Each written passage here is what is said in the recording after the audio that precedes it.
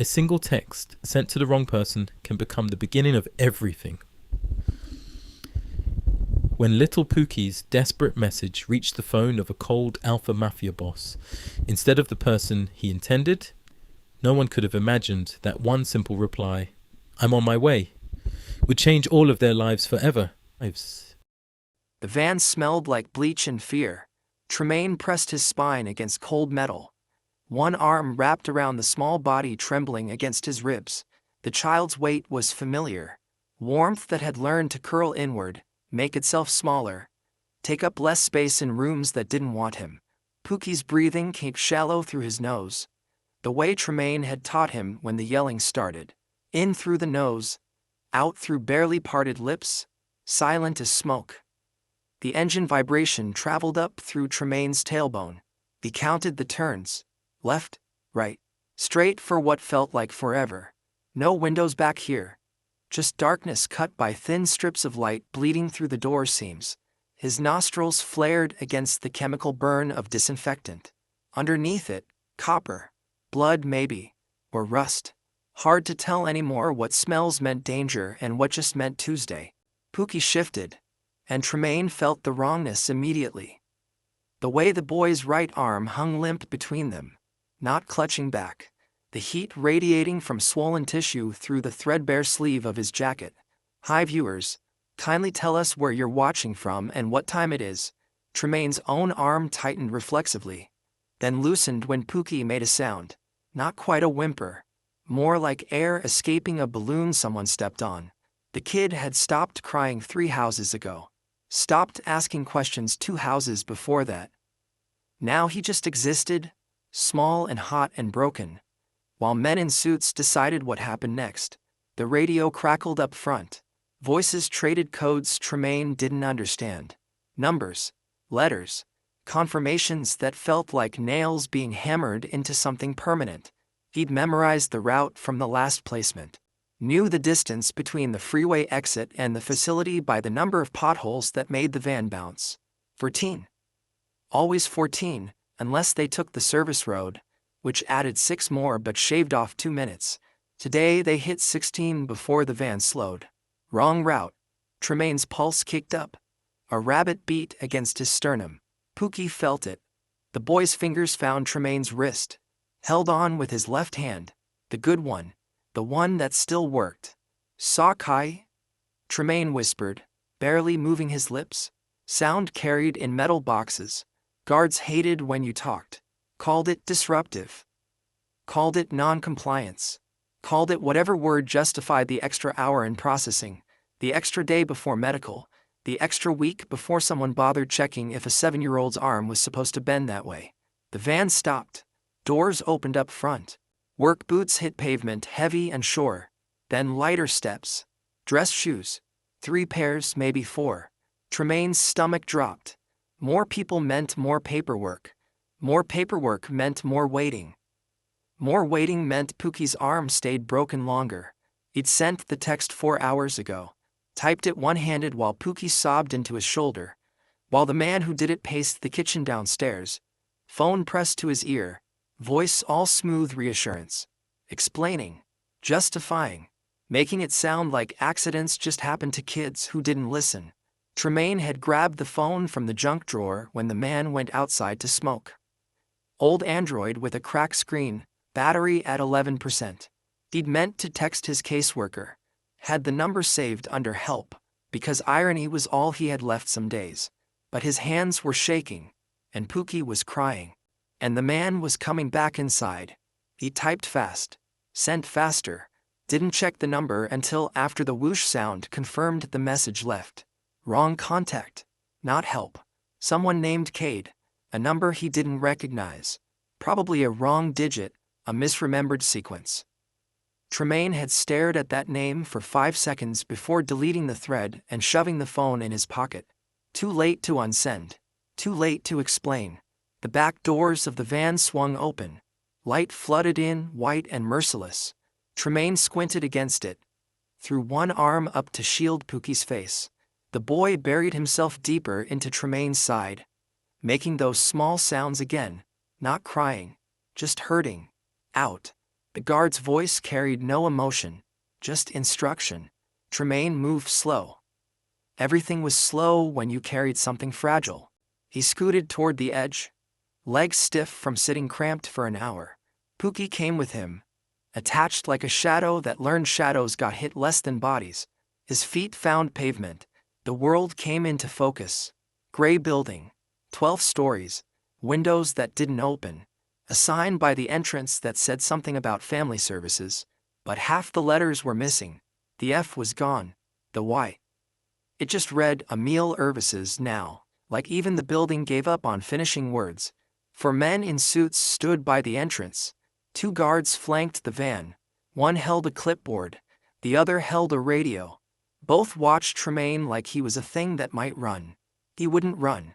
Running meant Pookie got left behind. The suited men approached. Tremaine recognized the walk.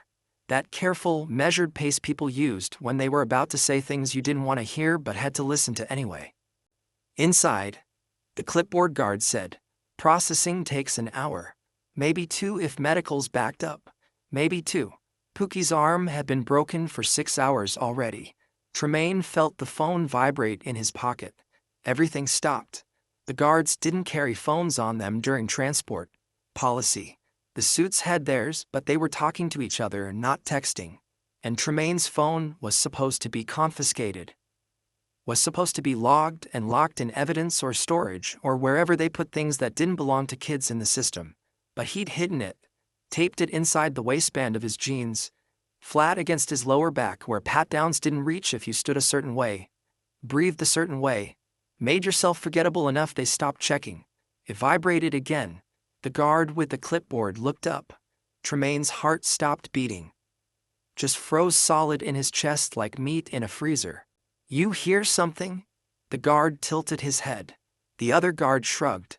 "Probably a car alarm." Tremaine didn't breathe, didn't move. Pookie stayed perfectly still against him, learned instinct kicking in. When adults asked questions, you became furniture. The phone went silent. The moments stretched. 10 seconds. 20. A full minute of Tremaine standing there, Pookie attached to his side. 6 men staring at nothing in particular while a 7-year-old's broken arm swelled bigger and no one seemed to think that mattered. Then the clipboard guard gestured toward the building. They walked. Tremaine's legs moved on autopilot. Left foot, right foot. Don't trip. Don't drop Pookie. Don't let them see your hands shaking. Inside, the air was colder, sterile. That particular kind of clean that only existed in places designed to process people like products. Fluorescent lights buzzed overhead. The ballasts dying slow and loud. A woman behind a plexiglass window didn't look up when they entered, just slid a clipboard through the slot and said, "Forms." Tremaine had filled out these forms 17 times. He took the clipboard. The guard pointed to a row of plastic chairs bolted to the floor. "Sit. Wait." Tremaine sat. Pookie climbed into his lap, careful of his arm, and pressed his face into Tremaine's neck. The boy's forehead was too hot. Fever hot. Infection hot. 6 hours. Tremaine's fingers trembled as he clicked the pen. Name. Date of birth. Case number. Emergency contact. He left that one blank. No one to call. No one who'd come. Except, his hand moved to his pocket. Felt the shape of the phone through denim. The guard was 10 feet away. Scrolling on his own phone now, bored. The woman behind the glass was typing something. Eyes on her screen. Tremaine pulled the phone out slow, held it low between his knees. Screen still cracked. Battery at 4%. 2 messages. Both from Cade. The first one just said, "Address." The second one was shorter. "I'm on my way." Tremaine stared at those 4 words until they blurred. He didn't know who Cade was. Didn't know why a stranger would respond to a text about a broken arm. Didn't know if "on my way" meant minutes or hours or if it was just something people said when they wanted you to stop bothering them. But someone had replied. Someone had answered. And that was more than anyone else had done in 6 hours. Pookie's breathing hitched. Tremaine looked down. The boy's eyes were closed. But his face was scrunched up in that way that meant the pain was getting worse. His right arm hung at an angle that made Tremaine's stomach turn. He typed fast. Thumb moving clumsy over the cracked screen. Facility on Brennan Avenue. Pookie needs hospital. They won't take him. He sent it. Battery at 3%. The phone vibrated immediately. Cade's response was one word. Stay. Tremaine's throat closed. The guard looked up. Tremaine shoved the phone back in his pocket and hunched over the clipboard. Pen moving across forms he could fill out in his sleep. His ears rang. His chest felt tight. Pookie's weight pressed into him. Small and warm and trusting in a way that made everything harder. The entrance doors opened behind them. Footsteps, different from before, heavier, slower, deliberate. Tremaine didn't turn around. He didn't look at people who walked like that. Didn't make eye contact. Didn't give them reasons to notice you. But he felt it anyway. That shift in air pressure when someone dangerous entered a room. The guard straightened. The woman behind the glass looked up. Even Pookie went stiller. Tremaine's fingers tightened on the pen. The footsteps stopped directly behind his chair. A voice, low and controlled, said, I'm here for the child with the broken arm. Tremaine's world tilted. He turned. The man standing there wasn't a caseworker. Wasn't medical. Wasn't anyone Tremaine recognized from the system. He was tall. 6'3", maybe taller. Dark skin, close-cropped hair going gray at the temples. Suit that probably cost more than every piece of furniture in this building combined. Eyes that didn't ask permission. The guard stepped forward. Sir, this is a restricted facility. You can't just. I can. The man didn't raise his voice. Didn't need to. And I am. He looked past the guard, straight at Tremaine. And Tremaine knew, bone deep and certain, that this was Cade, the stranger who got a wrong number, the man who said he was on his way, who did the one thing no one in Tremaine's entire life had ever done. He showed up. What do you think Cade will do next? Drop your predictions below.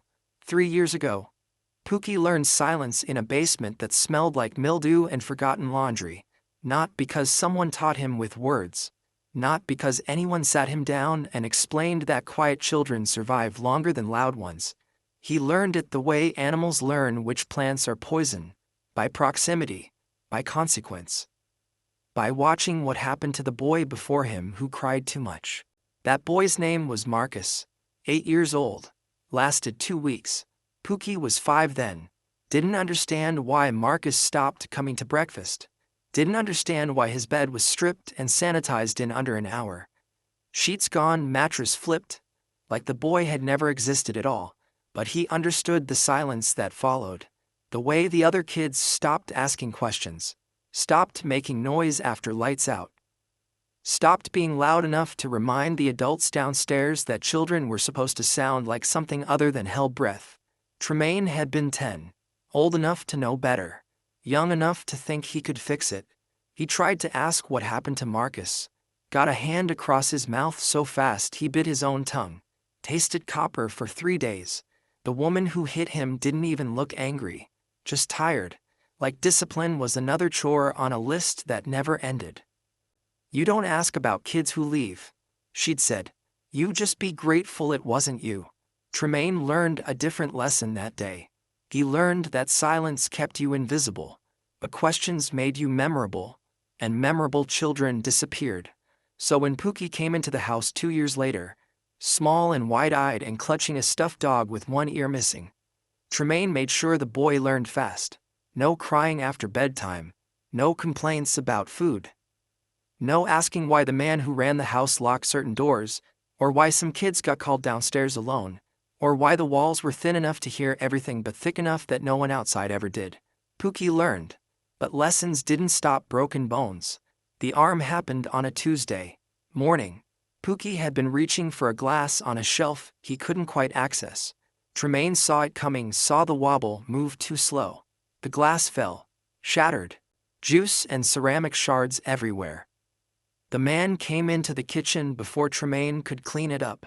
Stood there in his undershirt and sweatpants, coffee mug in hand, staring at the mess like it was a personal insult. Who did this? Pookie's face went pale. Tremaine stepped forward. I'll clean it. Right now. Just. I asked who did it. Silence. The wrong kind. The kind that made the man's jaw tighten. He set his mug down, crossed the kitchen in 3 strides, grabbed Pookie by the arm, the right one, yanked him forward so hard the boy's feet left the floor. You think I don't pay for this? The man's voice stayed level, flat. That was worse than yelling. Yelling meant emotion. This meant decision. You think glasses just grow on trees? You think I got money to replace every damn thing you little shits break? Pookie made a sound. Not a word. Just air forced out of small lungs. Tremaine moved without thinking. Got between them. Hands up. It was an accident. He's 7. He didn't mean. The man shoved him aside. One hand. Didn't even look at Tremaine when he did it. Just flung him into the counter like he weighed nothing. And Tremaine's hip cracked against the edge hard enough to leave a bruise that lasted 2 weeks. He heard the snap before he saw it. That wet, wrong sound of bone giving up. Pookie screamed. Just once. Then the man's hand clamped over his mouth. And the scream died into muffled choking. You wake up the others, the man hissed. And I'll give you something real to cry about. He let go. Pookie crumpled. Tremaine crawled across the tile, glass biting into his palms, and gathered the boy up before the man could grab him again. Pookie's arm hung limp, bent wrong between the elbow and wrist, already swelling. The man stepped back, ran a hand through his hair, let out a long breath.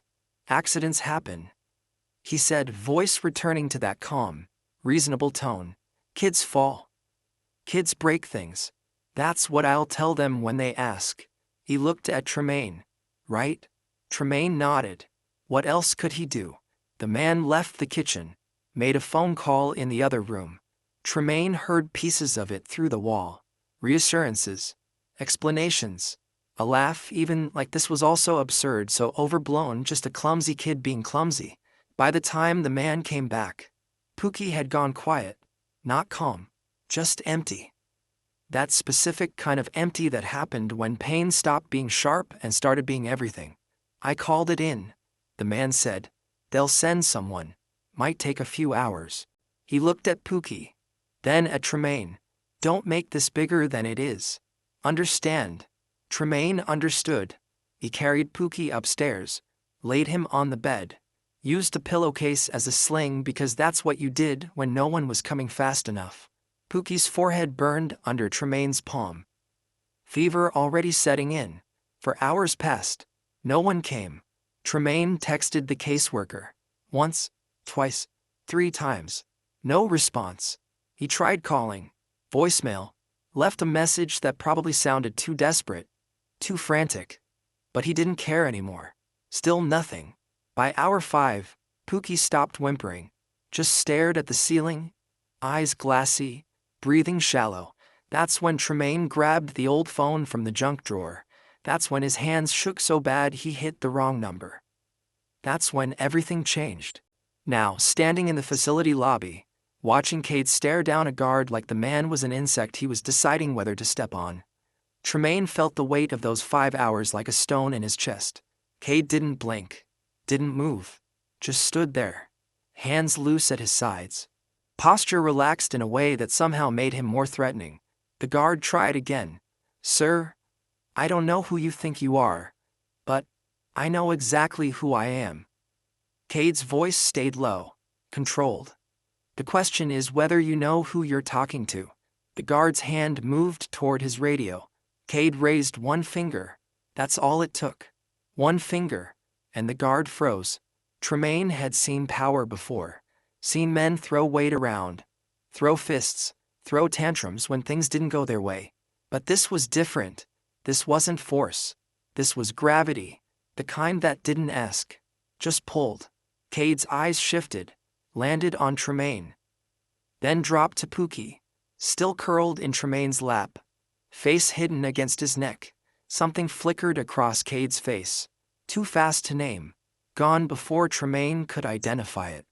How long has the arm been broken? Tremaine's mouth went dry. 6 hours. And no one's taken him to a hospital. It wasn't a question. They said medical was backed up. That someone would. Someone's here now. Cade looked at the woman behind the plexiglass. Call an ambulance. The woman didn't move. Sir, protocol requires. I don't care about protocol. Cade pulled out his phone. Didn't unlock it. Just held it up. You can call an ambulance, or I can make a phone call that ensures this facility is under investigation by morning. Your choice. The woman stared. 5 seconds. 10. She picked up the phone. Cade pocketed his. The guard's radio crackled. Another voice, garbled and distant, said something Tremaine couldn't make out. The guard's face changed. Went from irritated to uncertain to something that looked like fear. He lowered the radio. They're saying to cooperate. He muttered.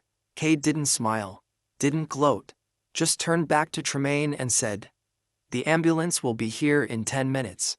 I'll ride with you." Tremaine's throat tightened. You don't have to. I'm aware. That should have been the end of it. Should have been the part where Cade walked away. Job done.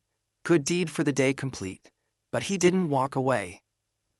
He pulled over one of the plastic chairs, dragged it across the tile with a screech that made everyone wince, and sat down 2 feet from Tremaine, close enough to be present, far enough to not crowd. Pookie peeked out from Tremaine's neck, one eye visible, red-rimmed, exhausted. Cade didn't try to talk to him, didn't reach out, didn't do any of the things adults usually did when they wanted to seem caring. He just sat there, silent, waiting. Like time was something he had infinite amounts of and zero concern about wasting. Tremaine didn't understand why a stranger would show up, why he'd threaten a facility, why he'd sit in a lobby that smelled like industrial cleaner and indifference, waiting for an ambulance for a kid he didn't know. Why are you doing this? The words came out before Tremaine could stop them. Cade didn't look at him. Kept his eyes forward, on the doors, like he was tracking threats Tremaine couldn't see, because no one else did. Simple. No elaboration. No justification. Just fact. Tremaine's chest ached. The ambulance arrived 9 minutes later. Paramedics came through the doors with a gurney, a tackle box of supplies, efficiency that felt like relief. They assessed Pookie fast, asked questions, got quiet when they saw the arm. This should have been treated hours ago. One of them said, voice tight. The guard stepped forward. We called as soon as. Save it. The paramedic cut him off. Looked at Tremaine. You're coming with us? Tremaine nodded. Both of us are, Cade said.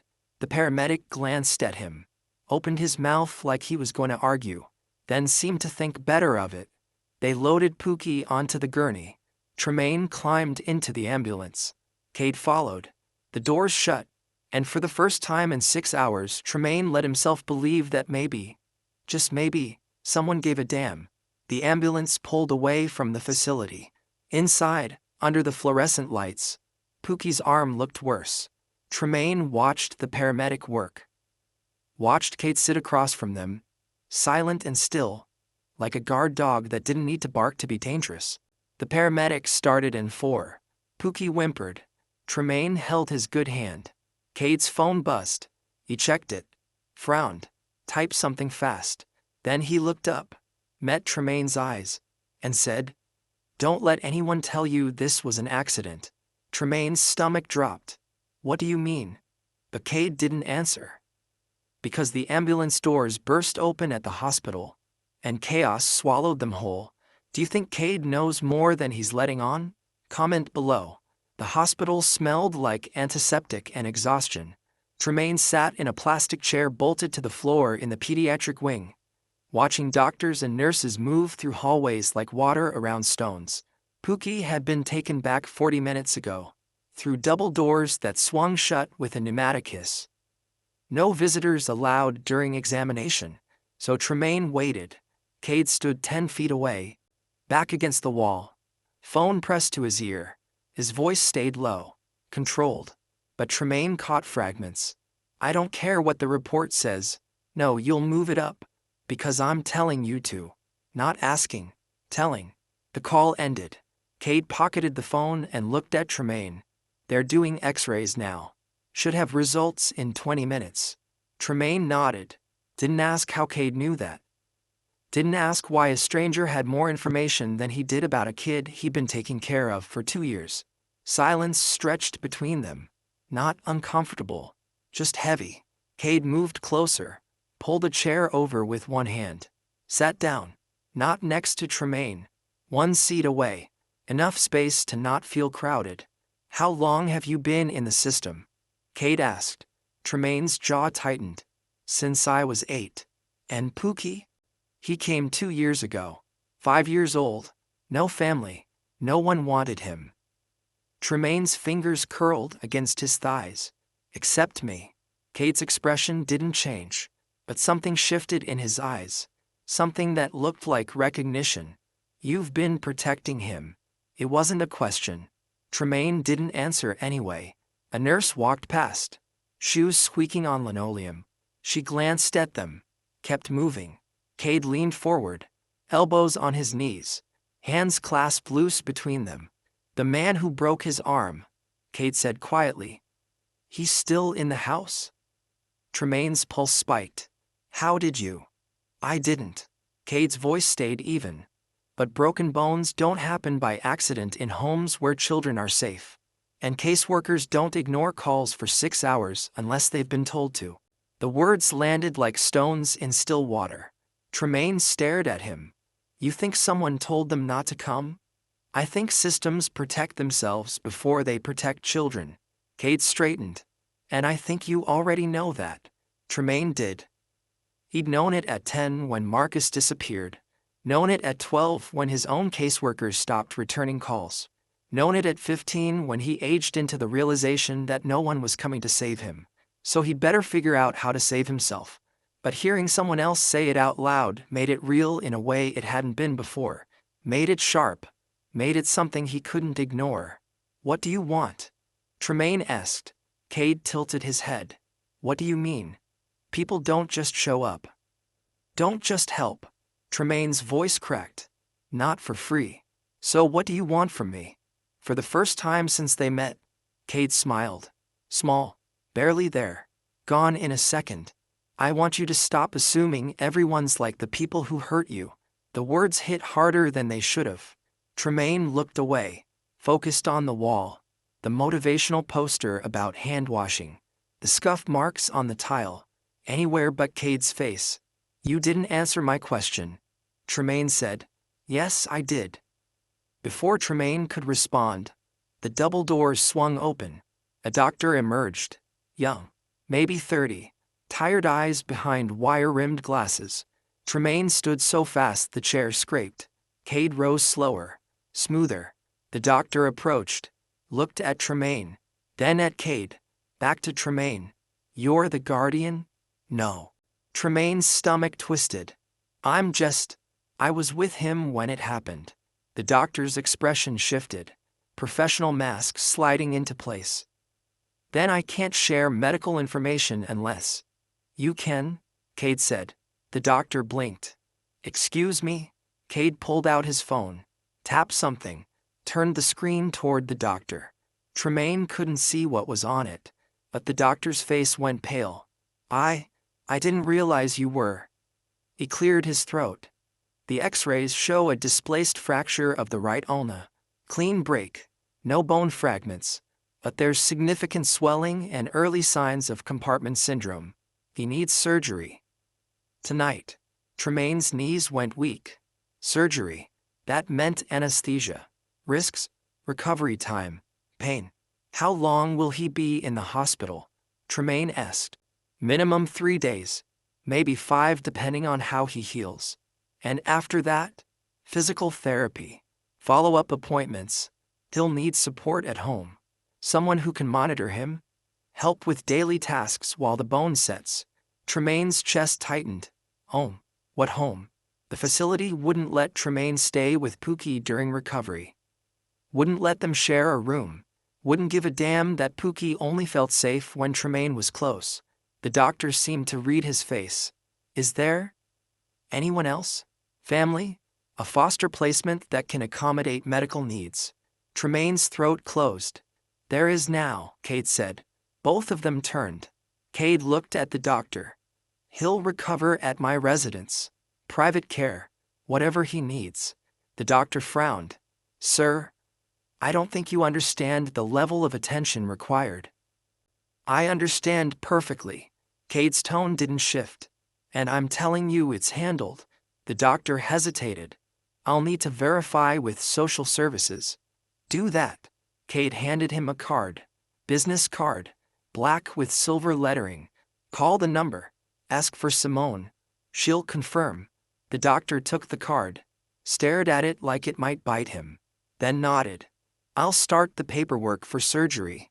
We'll get him prepped within the hour. He left. Tremaine stared at Cade. What just happened? I made a decision. You can't just. Tremaine's hands shook. You can't just decide to take a kid. That's not how this works. It is now. No. Tremaine stepped closer. No. You don't get to swoop in and play hero without explaining who you are or why you're doing this. You don't get to.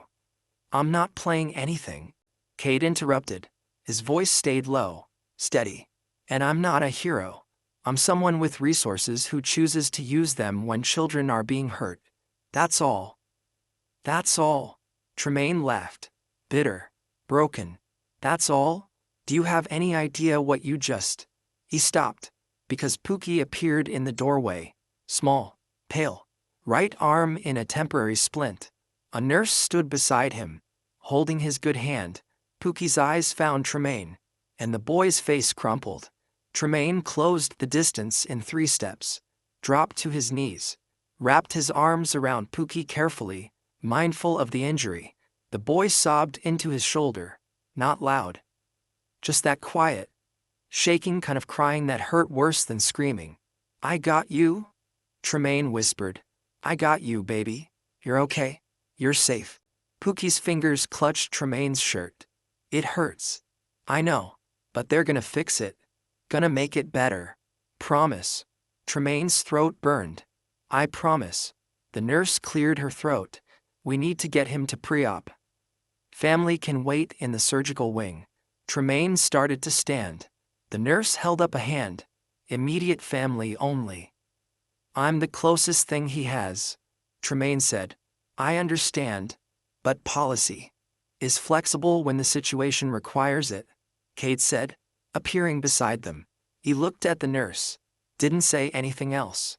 Just looked. The nurse's resistance crumbled. I suppose an exception could be made. She led them down a different hallway, through more double doors, into a waiting area that was somehow quieter, softer. Chairs with actual cushions. Lights dimmed low. Pookie was taken into another room. Tremaine watched through the window as they helped him onto a bed, hooked him up to monitors. A doctor came in, talked to him in that gentle, exaggerated way adults spoke to children they assumed were stupid. Pookie nodded at whatever was being said. He looked so small in that bed, so breakable. Tremaine pressed his palm flat against the glass. Cade stood beside him, silent. Minutes passed, then an hour, then 2. Someone brought coffee. Tremaine didn't drink it. Someone else brought forms. Cade signed them, all of them, without reading, like paperwork was just an obstacle to bulldoze through. The surgery took 3 hours. When the doctor finally emerged, he looked tired but satisfied. It went well. The fracture's been set. No complications. He'll be groggy when he wakes up. But the pain should be manageable with medication. Relief hit Tremaine so hard he had to sit down. Can I see him? Give it 30 minutes. Let the anesthesia wear off a bit. The doctor left. Tremaine put his face in his hands. He didn't cry. Hadn't cried in years. But his body shook anyway. Cade's hand landed on his shoulder. Brief. Grounding. Then gone. He's going to be okay, Cade said quietly. Tremaine nodded. But okay was relative. Okay meant Pookie's arm would heal. Okay didn't mean he wouldn't go back to that house. Okay didn't mean the man who broke him would face consequences. Okay didn't mean anything would actually change. Tremaine lifted his head, looked at Cade. What happens after this? He asked. After he recovers, after the paperwork's done, what happens then? Cade met his eyes. And for the first time, Tremaine saw something human beneath the control. Something that looked like rage. Then, Cade said slowly, "We make sure it never happens again." Before Tremaine could ask what that meant, Cade's phone buzzed. He pulled it out, checked the screen. His jaw tightened. "What?" Tremaine asked. Cade looked up, and the expression on his face made Tremaine's blood run cold. "The man who broke Pookie's arm," Cade said quietly, "just posted bail. What would you do if the system kept failing you? Drop your thoughts below." Tremaine's world tilted.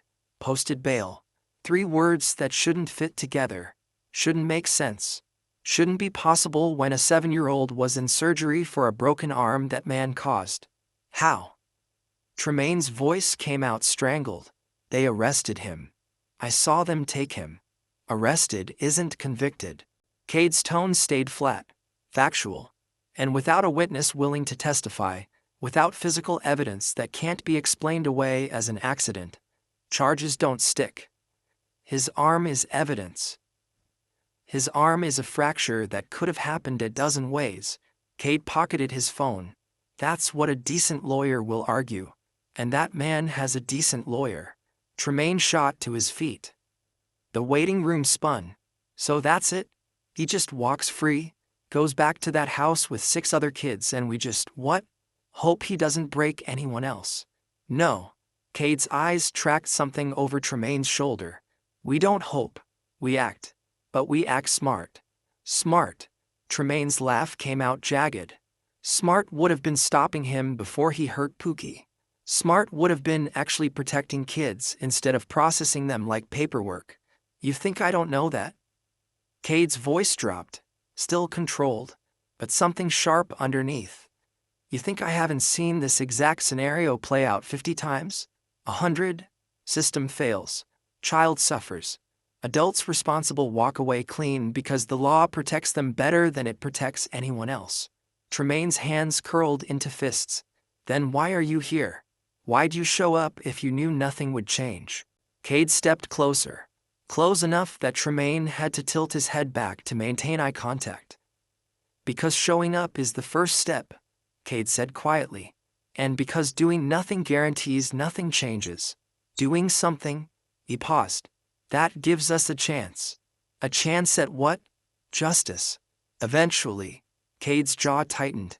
But not today. The words felt like a punch. Not today, maybe not tomorrow, maybe not ever. Tremaine turned away, pressed his palms against the window overlooking the surgical wing. Pookie was somewhere beyond those walls, unconscious, healing, oblivious to the fact that the man who hurt him was already free. There has to be something, Tremaine said, voice rough. Some way to stop him from. There is. Cade moved to stand beside him. But it takes time. Requires building a case that can't be dismissed. Documentation, patterns, multiple witnesses, evidence that stacks so high even the best lawyer can't knock it down. How long does that take? Months? Maybe longer. Tremaine's reflection stared back at him in the glass. 17. Tired. Old in ways that had nothing to do with age. Pookie doesn't have months, he said. I know. Silence settled between them. Heavy. Uncomfortable. A nurse walked past in the hallway beyond the window. Then another. Life continued like nothing was wrong. Like a child wasn't in recovery from an injury that never should have happened. Cade's phone buzzed again. He answered it without checking the screen. Talk to me. Listened. His expression shifted. Not much. Just a tightening around his eyes. When? A pause. And they're sure. Another pause. Fine. Keep me updated. He ended the call. Tremaine waited. They've assigned him a new caseworker, Cade said. Pookie. Standard procedure after a medical incident involving a foster placement. That's good, right? New caseworker means someone who actually gives a damn might. The new caseworker is Linda Marsh. The name meant nothing to Tremaine, but the way Cade said it meant everything. Who's Linda Marsh? Someone who's very good at her job, Cade said. If her job is making problems disappear. Tremaine's stomach dropped.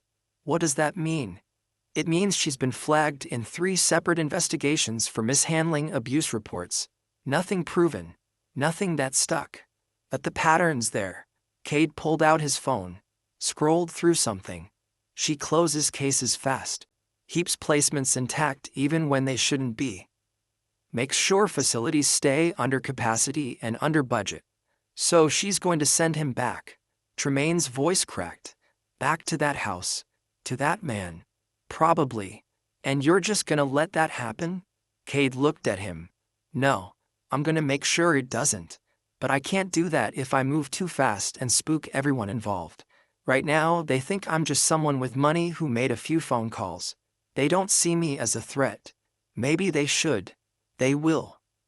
Cade's tone shifted. Colder. When the time's right. Tremaine wanted to scream. Wanted to punch something. Wanted to grab Pookie and run so far no system could ever find them. But he'd learned a long time ago that wanting didn't change anything. What do we do now? He asked. Now? Cade checked his watch. We wait for Pookie to wake up. We make sure he's comfortable. And then we prepare for what comes next. Which is? Linda Marsh is going to request a meeting. Tomorrow probably. She'll want to assess the situation. Make a recommendation about placement. And you think she'll recommend sending him back? I think she'll recommend whatever keeps the system running smoothly. Cade met his eyes. Our job is to make sure sending him back isn't the smooth option. Before Tremaine could ask what that meant, the door to the surgical wing opened. The doctor from before stepped through. Still tired, but less tense. He's awake, the doctor said. Asking for you. Tremaine moved before the sentence finished. Through the door. Down the hallway. Into a recovery room that smelled like plastic and sanitizer. Pookie lay in a bed too big for him. Right arm in a proper cast now. White. Already scuffed somehow. His eyes were half open. Glassy from medication. But when he saw Tremaine, something cleared. Hey, baby? Tremaine said softly. Crossed to the bed. Brushed hair off Pookie's forehead. How you feeling? Sleepy. Pookie's voice came out slurred. My arm's heavy. That's the cast. Gotta keep it on while your bone heals. How long? 6 weeks. Maybe 8. Pookie's face scrunched up. That's a long time. I know. But you're tough. You can handle it. Pookie's eyes drifted toward the door. Toward where Cade stood just outside the room. Watching. Silent. Who's that? Pookie asked. Tremaine hesitated. That's someone who helped us. Is he nice? The question was so simple, so childlike. Tremaine didn't know how to answer it. Was Cade nice? Not in the traditional sense. Not in the way people meant when they called someone kind or gentle or warm. But he'd shown up. He'd threatened a facility into action. He'd signed papers without question. He'd stayed. Yeah. Tremaine said finally. I think he is. Pookie nodded. Eyes already closing again. Good. Within seconds, the boy was asleep. Tremaine stood there, one hand resting on Pookie's good arm. Watching the rise and fall of his chest. Cade entered the room. Quiet. Barely a sound. They'll keep him overnight, Cade said. Observation. Make sure there's no complications. And tomorrow? Tomorrow we deal with Linda Marsh. Tremaine looked up. You said we need to make sending him back not the smooth option. What does that mean? Cade's expression was unreadable. It means we give her a reason to think twice. Make her understand that this case has eyes on it. That mistakes won't be ignored. How? Leave that to me. Tremaine wanted to argue, wanted to demand details, wanted control over something in a situation where he had none. But exhaustion hit him like a wave. He sank into the chair beside Pookie's bed, let his head fall back against the wall. I don't understand you, Tremaine said quietly. Don't understand why you're doing this. Cade didn't answer immediately. When he did, his voice carried something Tremaine hadn't heard before. Something that sounded like pain. I had someone once, Cade said. A long time ago. Someone small. Someone I couldn't protect. Tremaine opened his eyes, looked at him. Cade's gaze stayed fixed on Pookie.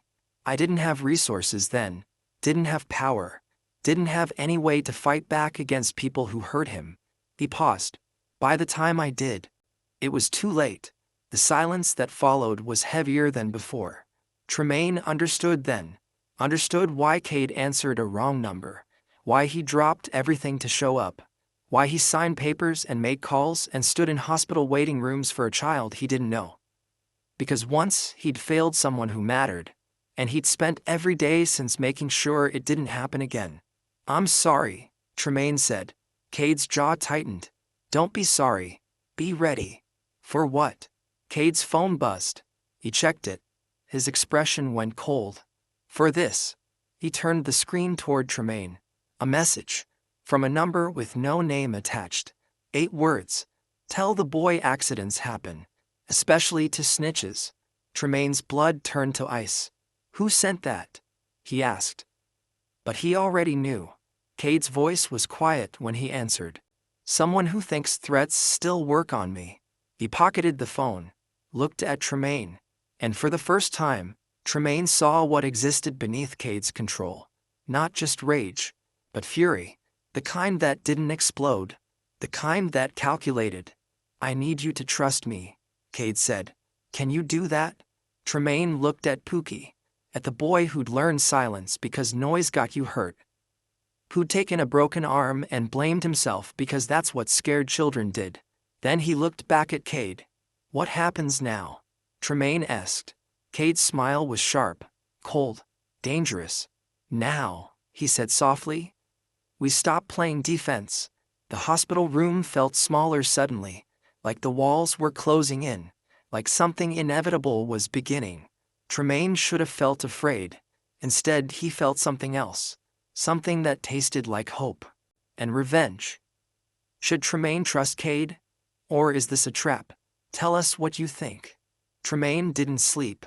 Spent the night in the chair beside Pookie's bed, watching monitors beep and 4 bags drip and nurses check vitals every 2 hours. Pookie stirred once around 3 in the morning. Whimpered. Tremaine held his good hand until the boy settled back into medicated sleep. Cade had left around midnight. Didn't say where he was going. Just left a business card on the table beside Tremaine's chair and said, "Call if anything changes." Tremaine stared at that card for an hour after Cade left. Heavy cardstock. Black, silver lettering that caught the light. No job title. Just a name and a number. He'd flipped it over 3 times looking for something that explained who Cade was, what he did, why he had the kind of power that made doctors cooperate and guards back down. Nothing. Just blank black cardstock on the reverse side. Morning came gray and cold. A different doctor appeared at 7, checked Pookie's arm, said the swelling had gone down, that recovery was progressing normally, that they could discharge him by noon if everything stayed stable. Tremaine nodded through the update, didn't ask where Pookie was supposed to go after discharge, because he already knew the answer. Back into the system, back into processing, back into a facility that would transfer him to another placement, another house, another situation where people made decisions about his life without asking what he wanted. Unless Tremaine's phone buzzed. He pulled it from his pocket. Battery at 15%. Screen cracked so bad it was a miracle the thing still worked. Text from Cade. Linda Marsh will arrive at 10 a.m. Be ready. Tremaine typed back with shaking thumbs. Ready for what? The response came immediately. To not flinch. Tremaine stared at those 3 words. To not flinch. What the hell did that mean? He didn't get a chance to ask. Because at 9:45, the door opened. A woman entered. 50, maybe 55. Gray hair pulled into a bun so tight it looked painful. Pantsuit that had been expensive once but was worn now at the elbows. Sensible shoes. Clipboard in hand. She smiled. The kind of smile that didn't reach eyes. You must be Tremaine. He stood. Yes, ma'am. Linda Marsh. I'm the new caseworker assigned to. She glanced at her clipboard. Marcus Williams. Tremaine's chest tightened. His name's Pookie. His legal name is Marcus. Linda's smile didn't waver. And I'm here to assess his current placement situation and make a recommendation moving forward. He's not going back to that house. Linda's eyebrows rose. Excuse me? The man who broke his arm. He's still there. Pookie's not going back. I understand you're upset, Linda said in that calm, patronizing tone adults used when they wanted you to shut up. But placement decisions aren't made based on emotion. They're made based on available resources, documented evidence, and what's in the best interest of the child. The best interest of the child is not being near the man who hurt him. Alleged hurt. Linda flipped a page on her clipboard. According to the incident report, the injury occurred during normal household activities. The child reached for something on a high shelf, lost his balance, and fell. The foster parent called for medical assistance immediately. Tremaine's hands curled into fists. That's not what happened. Can you prove it? The question hung in the air, cold, factual, designed to shut down argument. Because no, Tremaine couldn't prove it. Couldn't prove the man grabbed Pookie's arm. Couldn't prove the snap was deliberate. Couldn't prove anything except that a 7-year-old had a broken bone and adults were already explaining it away. That's what I thought, Linda said gently. Now, I know this is difficult, but the reality is that we have limited placements available, especially for medical needs cases. The facility where Marcus was staying is equipped to handle his recovery. The staff are trained.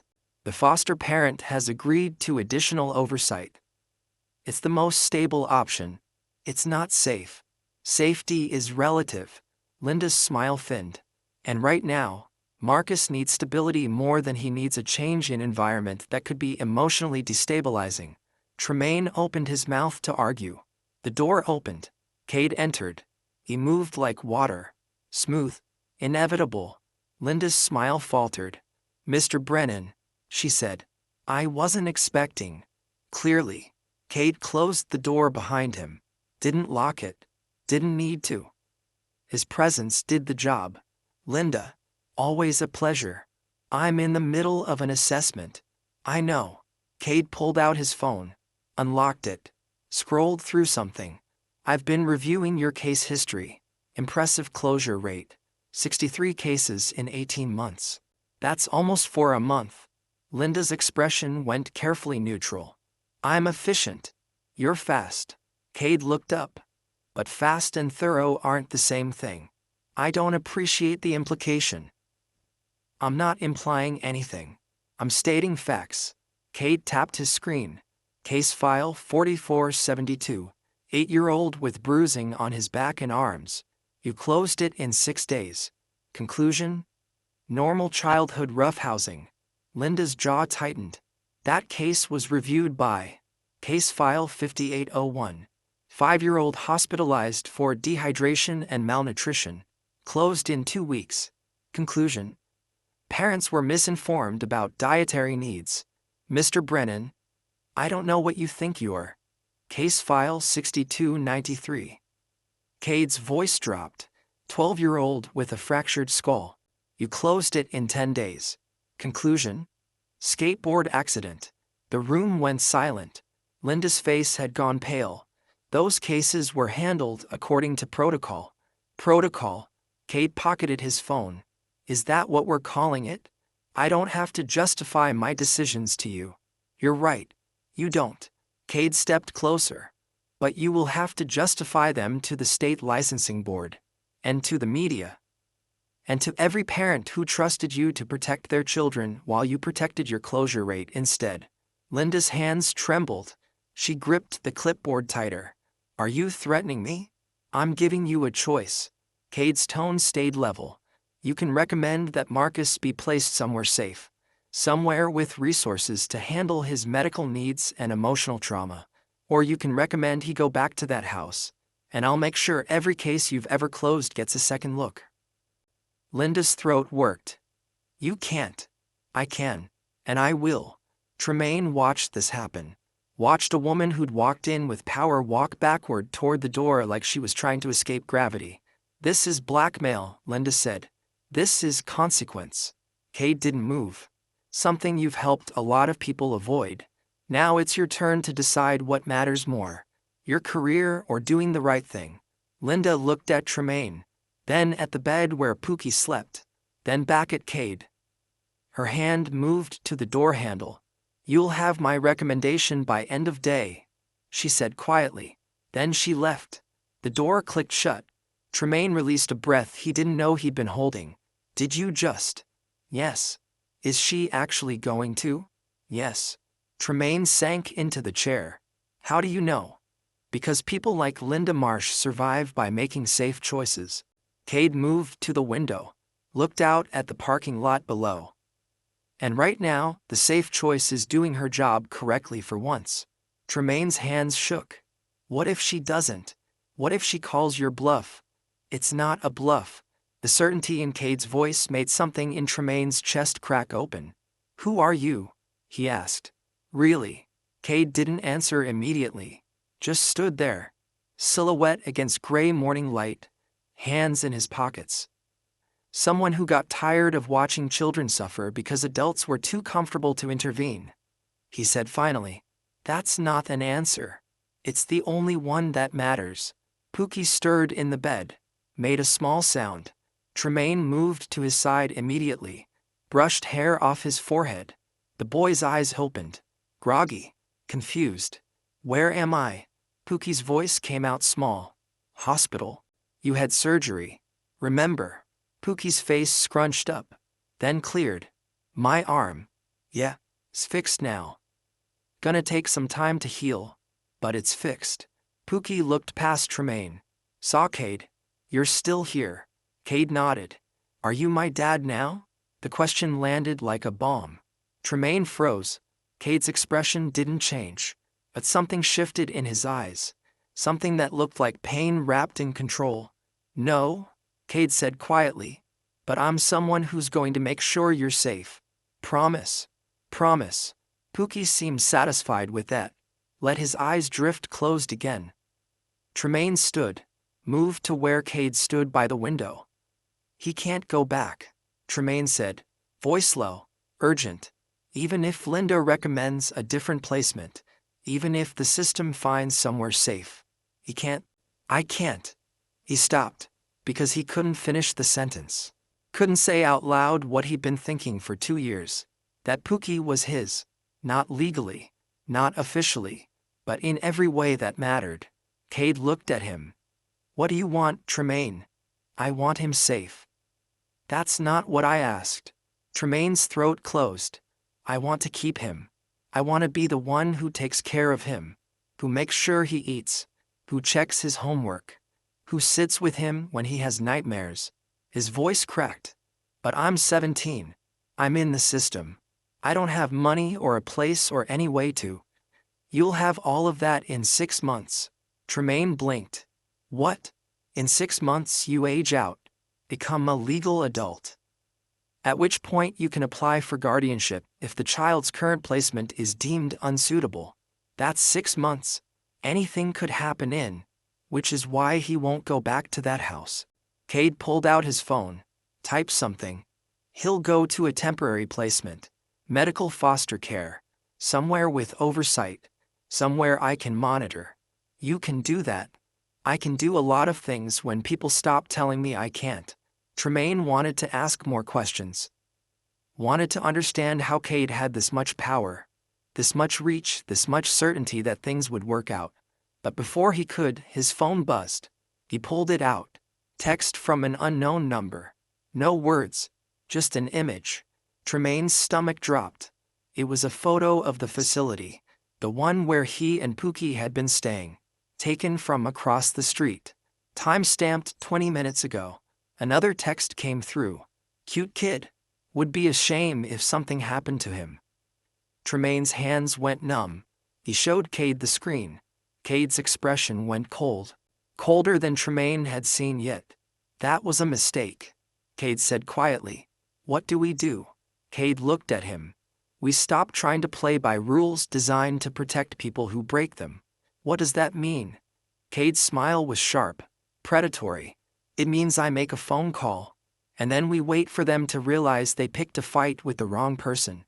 He stepped into the hallway. Tremaine stayed with Pookie, heart hammering, hands shaking.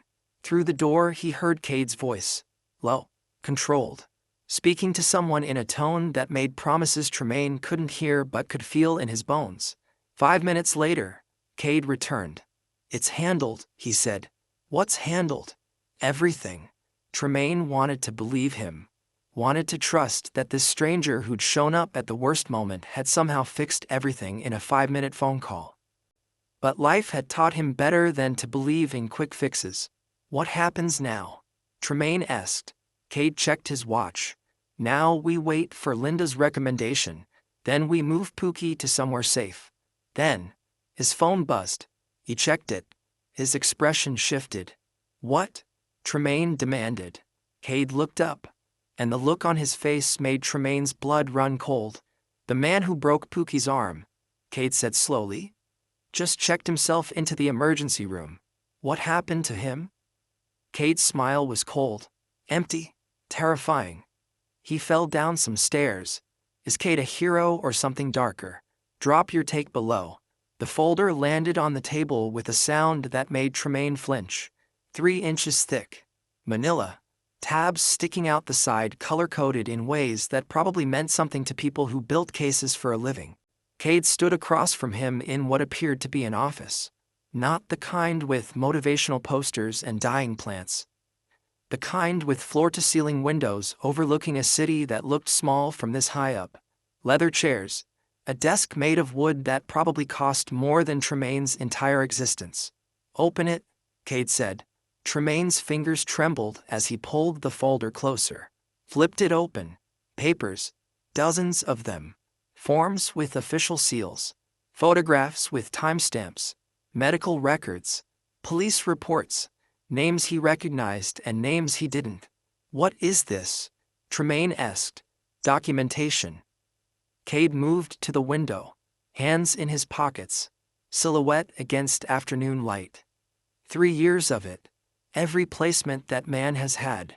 Every child who passed through that house. Every incident that got explained away as accidents or misunderstandings. Tremaine flipped through pages, stopped on a photo. A boy, maybe 9, bruises up and down his left side, eyes that stared at nothing. "Marcus," Tremaine whispered, "the boy who disappeared, the one who taught Pookie what silence meant." "He's alive," Cade said. "Different state now, different name, but alive." Tremaine's hands shook.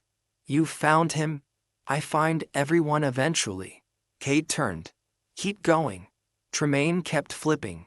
More photos, more reports, a pattern emerging that made his stomach turn. Broken bones explained as falls. Burns explained as kitchen accidents. Bruises explained as rough housing. 12 children over 3 years, all placed in the same house. All hurt in ways that got documented but never investigated. Why didn't anyone stop him? Tremaine's voice cracked. Because stopping him requires proof that survives scrutiny, requires witnesses willing to testify, requires a system that cares more about children than it does about keeping beds filled and budgets balanced. Cade moved to the desk, leaned against it. "You've been documenting without knowing it." Tremaine looked up. "What?" "Every time you covered for Pookie. Every time you took blame for something he didn't do. Every time you positioned yourself between him and danger." Cade's expression was unreadable. "You created a pattern. One that contradicts the official narrative. I was just trying to protect him." "I know. And now that protection becomes evidence." Tremaine's chest tightened. "You want me to testify. I want you to tell the truth. In a way that can't be dismissed. They won't believe me. I'm just a kid in the system. They'll say I'm making it up for attention, or they'll believe you because you won't be alone." Cade pulled out his phone, tapped something, turned the screen toward Tremaine. "A list of names. 8 of them. These are former placements from that house. All of them adults now. All of them willing to give statements about what happened while they were there." Tremaine stared at the names. "You found all of them?" "Finding people is easy when you have resources and motivation." And they'll actually talk. They'll go on record. They will if someone makes them feel safe enough to do it. Cade pocketed the phone. That's where you come in. Tremaine's throat went dry. Me? They need to see someone who survived that house standing up. Someone their age. Someone who understands what it costs to stay silent and what it costs to speak. I don't know what to say to them. You don't have to say anything complicated. Just tell them what happened. Let them know they're not alone. The weight of it pressed down on Tremaine's shoulders. 8 people. 8 lives that got broken in that house. 8 chances to stop it from happening again. When? Tremaine asked. Tomorrow. I've arranged a meeting. Neutral location. No pressure. You can back out anytime. Tremaine looked down at the folder. At the faces staring up at him from photographs taken in moments of pain. At the reports that reduced suffering to bullet points and checkbox forms. And Marcus, who taught Pookie silence, who disappeared before anyone could save him. I'll do it, Tremaine said. Cade nodded. There's something else you need to know. The tone shift made Tremaine's stomach drop. What? The man who broke Pookie's arm. His hospital stay was short. 3 hours. Minor injuries. He's being released today. You said he fell downstairs. He did. Unfortunately for him, the stairs weren't steep enough. The implication hung in the air. Tremaine should have been horrified. Should have asked questions about what Cade did or didn't do. Should have cared about justice versus revenge. But all he felt was relief. And that scared him more than anything else. What happens when he gets out? Tremaine asked. He'll go home. Resume his life. Pretend nothing happened. And Pookie is in medical foster care. A family I vetted personally. Former nurse. Her husband's a teacher. They have experience with trauma cases. Pookie will be safe there while his arm heals. Can I see him? Supervised visits. Twice a week. 1 hour each. Cade's expression softened slightly. I know it's not enough, but it's what the system allows while custody is in flux. Tremaine wanted to argue, wanted to demand more time, wanted to say that 1 hour twice a week wasn't enough to make a 7-year-old feel safe. But he also knew begging wouldn't change policy. So he just nodded. The meeting tomorrow, Cade said. I need you focused, present. These people are trusting you with stories they've buried for years. You owe them your full attention. I know. Do you? Cade moved closer. Because this isn't about revenge, Tremaine. This isn't about making yourself feel better. This is about building a case that protects children who haven't even entered that house yet. The words landed heavy. Tremaine hadn't thought about it that way. Hadn't considered that stopping one man meant saving dozens of future victims. Hadn't looked past Pookie to see the larger pattern. But Cade had, and that's what made him dangerous. Not his money, not his connections. His ability to see 10 steps ahead while everyone else was still reacting to step 1. I understand, Tremaine said. Good. Cade checked his watch. You have a supervised visit with Pookie in 2 hours. I'll have someone drive you. You're not coming? I have other business to handle. Tremaine wanted to ask what business. Wanted to know what Cade did when he wasn't orchestrating interventions for broken children. But the look on Cade's face said the conversation was over. So Tremaine just gathered the folder and stood. Halfway to the door he stopped. Cade. Yes. The person you couldn't protect. The one you mentioned at the hospital. Tremaine's voice came out quieter than intended. What happened to them? Cade's expression went blank. Not angry, not sad, just empty. They died believing no one cared enough to fight for them. He said finally, I've spent every day since making sure that doesn't happen to anyone else. Tremaine nodded, walked out. The door closed behind him with a soft click. He stood in the hallway, folder pressed against his chest, heart hammering. Tomorrow he'd meet 8 strangers and ask them to relive trauma. Tomorrow he'd start building a case that might take months. Tomorrow he'd take the first step towards something that felt like justice. But today he got 1 hour with Pookie, and he'd make damn sure the boy knew he wasn't forgotten. The elevator ride down felt longer than it should have. Tremaine watched floor numbers descend, watched his reflection in polished steel, tried to recognize the person staring back. 17. Tired, old, but also something else. Something that hadn't been there a week ago. Purpose. The lobby was marble and glass. People in expensive suits moved through it like water. No one looked at Tremaine. No one registered his existence. He was used to that. A black car waited outside. Driver in the front. Tinted windows. Tremaine climbed in the back. The driver pulled away from the curb without a word. They drove through a city Tremaine had lived in his entire life but never really seen. Buildings he'd passed 1,000 times. Streets he'd walked. A world that existed parallel to his own but never intersected. Until now, the foster home was in a neighborhood with trees. Actual trees. Front yards with grass. Houses that looked like families lived in them instead of just survived. The car stopped. Tremaine got out, walked up a driveway, knocked on a door painted blue. A woman answered, 40-something, kind eyes. The kind of face that made you want to trust her even though experience said you shouldn't. Tremaine? She asked. He nodded. Come in.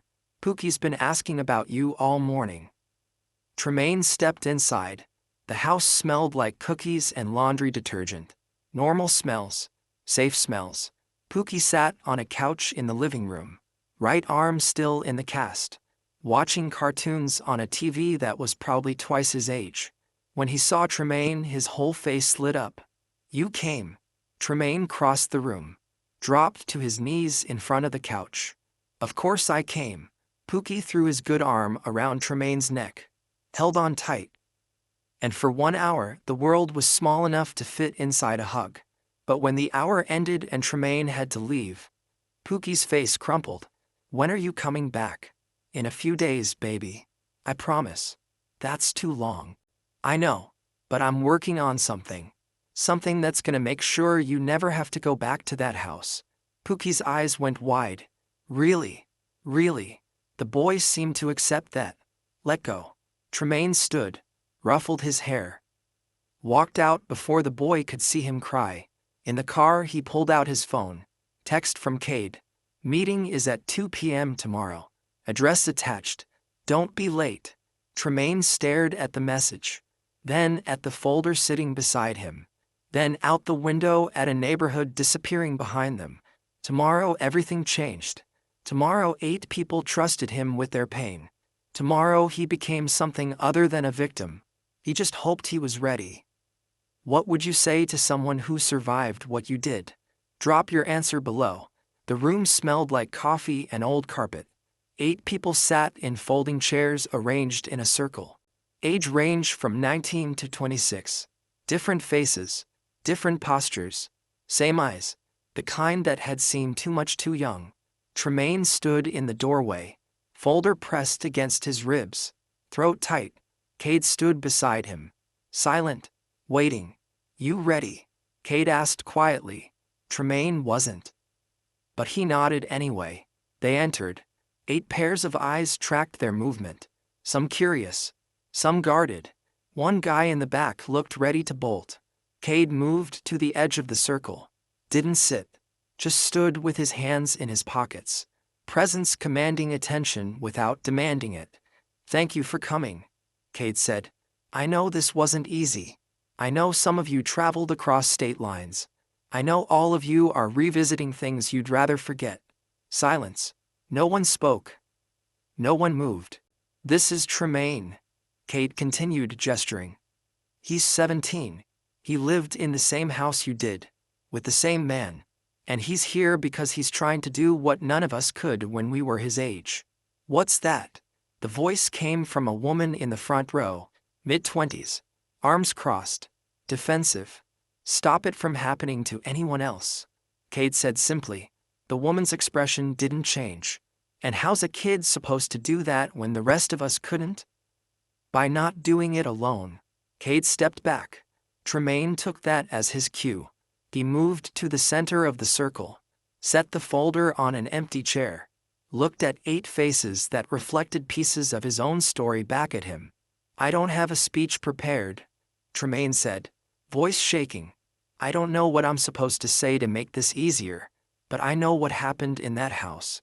I know what it felt like to wake up every morning wondering if today was the day something went wrong. I know what it's like to take blame for things you didn't do because it meant someone smaller didn't have to. A few people shifted in their seats. One woman in the back wiped her eyes.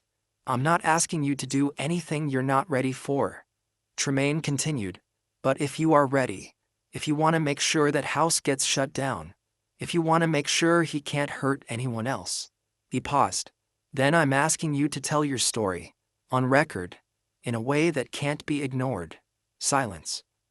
Then the woman in front spoke again. What makes you think anyone will listen this time? Because this time we're not alone. This time we have someone who knows how to make people listen. And who's that? Him. She jerked her chin toward Cade. Some rich guy who thinks he can save the world by throwing money at it. Cade didn't react, just watched. No, Tremaine said. Someone who survived the same thing you did, and spent the last decade making sure other people don't have to. That got a reaction. A few eyebrows raised. The guy in the back leaned forward. What do you mean? Someone asked. Cade stepped forward. I was in foster care for 8 years. 3 different placements. 2 of them were worse than the one you came from. I didn't have resources. Didn't have support. Didn't have anyone who believed me when I said what was happening. The room went still. I aged out at 18 with nothing. Spent the next 5 years building something that would give me enough leverage to go back and fix what got broken. And when I had that leverage, I used it. Cade's voice stayed level. I've shut down 7 facilities in 4 states. Gotten 12 foster parents permanently barred from placements. Built cases that sent 3 people to prison. And you want us to be case number 4? The woman in front asked. I want you to decide what you can live with. Staying silent or speaking up. Both choices come with consequences, but only one of them changes anything. The woman looked at Tremaine, then back at Cade. What happens if we do this? If we give statements? You'll meet with an attorney. Give your testimony. It'll be recorded, transcribed, used to build a case that goes before a judge. If enough of you corroborate the same patterns, the judge can issue an emergency suspension of the foster parent's license. Which means no more kids get placed there while the investigation proceeds. And if we don't, then the house stays open. And in 6 months, another child will be sitting where you're sitting, wondering why no one stopped it. The silence that followed was different, heavier. A man in his mid-20s cleared his throat. I'll do it. Everyone turned. He looked young despite his age. Baby face. Hands that wouldn't stop moving. I'm Deshaun. I was there when I was 12. Stayed for 8 months before I got moved for behavioral issues. He made air quotes around the last 2 words. Behavioral issues being I punched him after he locked me in the basement for 2 days. A few people nodded. Like they understood. Like they'd been there. I'll do it too, another voice said. Woman in the back. I'm Amara. I was 10. He broke my collarbone. Told everyone I fell off a bike. One by one they started talking. Sharing names. Sharing ages. Sharing pieces of stories that had been locked away for years. Tremaine listened. Took notes. Felt the weight of it settle on his shoulders like concrete. By the time everyone finished, 2 hours had passed. Cade had called in an attorney. Woman in her 50s with a recorder and a legal pad. She took statements one by one in a side room. Tremaine waited in the main room with the others. They didn't talk much. Just sat in that specific kind of silence that existed between people who'd survived the same war. When the last person finished, the attorney packed up her equipment. This is good, she said to Cade. More than good.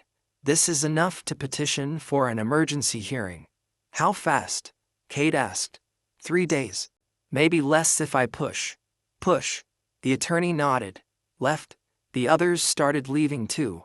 One by one. Some shook Tremaine's hand. Some just nodded. One woman hugged him tight enough that he couldn't breathe for a second. Thank you, she whispered, for doing what we couldn't. Then she was gone too. And it was just Tremaine and Cade in a room that smelled like old carpet and coffee. You did well, Cade said. Tremaine didn't feel like he'd done anything. Just stood there and asked people to hurt themselves open for a system that had already failed them once. What happens now? Tremaine asked. Now we wait for the hearing. We present the evidence. We let the judge decide. And if the judge doesn't care, then we go higher. Peel. Make noise. Keep pushing until someone with authority decides it's easier to shut the house down than deal with us. Tremaine's phone buzzed. He pulled it out. Text from the foster mother caring for Pookie. He's asking for you. Can you come by? Tremaine showed Cade the screen. Cade checked his watch. Go. I'll handle the rest. Tremaine hesitated. You sure? Pookie needs you more than I do right now. Tremaine nodded. Started for the door. Stopped. Cade.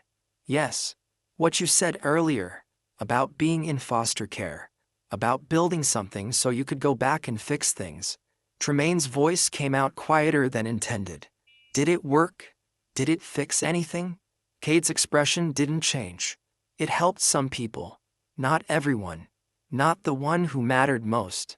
I'm sorry. Don't be sorry. Be ready. For what? For the fact that even when you win, you don't always get what you wanted. The words settled in Tremaine's chest like stones. He left. The drive to Pookie's foster home was quick. Traffic light, sky gray. When Tremaine arrived, the foster mother met him at the door. He's been quiet all day, she said. Won't eat, won't play. Just keeps asking when you're coming. Guilt twisted in Tremaine's gut. Can I see him? Of course. Pookie was in the backyard, sitting on a swing. Right arm in the cast, left hand gripping the chain. Not swinging, just sitting. Tremaine crossed the grass, sat on the swing beside him. Hey, baby. Pookie looked over. You came. Always. They sat in silence for a minute. Then Pookie said, Am I going back? Tremaine's chest tightened. Back where? To the house. To him. No. Not if I have anything to say about it. But what if the people who make decisions don't listen to you? The question was too old for a 7-year-old to ask. But Pookie wasn't a normal 7-year-old.